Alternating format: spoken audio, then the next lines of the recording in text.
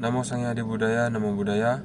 Di video kali ini saya akan memberikan rangkuman mengenai video karma dan kelahiran kembali yang disampaikan oleh Biku Utamo dan almarhum Bapak Cornelis Wawor.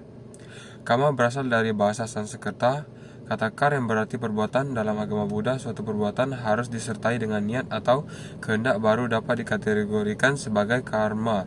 Namun apabila dengan ketidaksengajaan atau dengan kata lain tidak ada niat, maka tidak dapat dikatakan sebagai karma. Mengapa banyak orang yang merasa tidak adil? Karena orang baik memiliki kehidupan yang singkat dan orang jahat memiliki kehidupan yang panjang. Karena itu semua adalah aturan dari karma tersebut. Dalam Wisuddhimagga, ada karma yang kita buat pada masa sekarang, tetapi berbuah pada masa sekarang juga.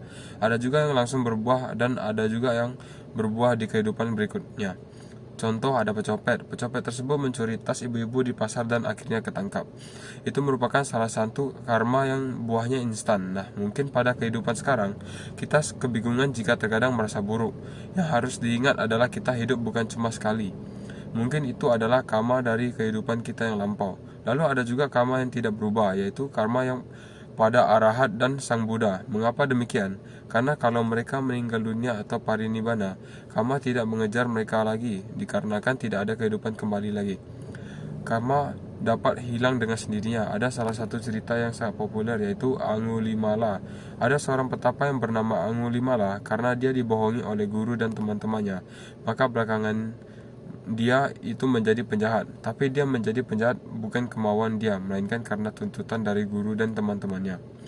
Karena dia terlalu pintar, hampir menyamakan kemampuan guru dan temannya, takut Angulimala menjadi penganyi guru, maka mereka bersepakat untuk membunuh Angulimala.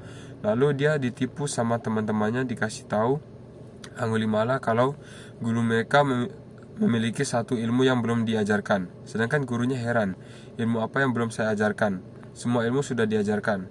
Nyatanya, mereka menipu Angulimala tentang ilmu yang tidak mati dengan mengumpulkan 1000 jari kelingking dari orang-orang.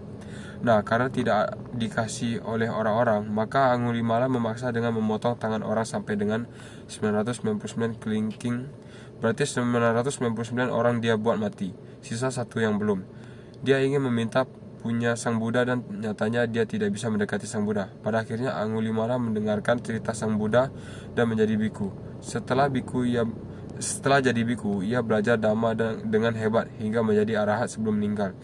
Begitu meninggal, sebagai arahat, karma tidak dapat mengejarnya lagi. Itu yang disebut dengan ahosikama, karma yang tidak berbuah dan tidak memiliki efek apa. Sebenarnya kita bisa membuat karma itu tidak berbuah. Contohnya misal begitu kita kecopetan, kita bisa menanganinya dengan tenang. Kita merasa kehilangan seperti KTP, uang, dan sebagainya. Tetapi terimalah apa adanya.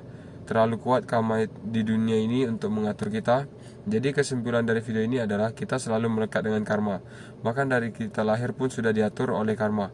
Oleh karena itu, pertimbangkanlah semua perbuatan yang sedang kita perbuat dan akan kita perbuat. Sekian yang saya dapat sampaikan setelah menonton video dari Biku Utomo dan almarhum Bapak Cornelis Waworo. Saya izin pamit. Namo Sang Hyang Adibudaya, Namo Buddhaya.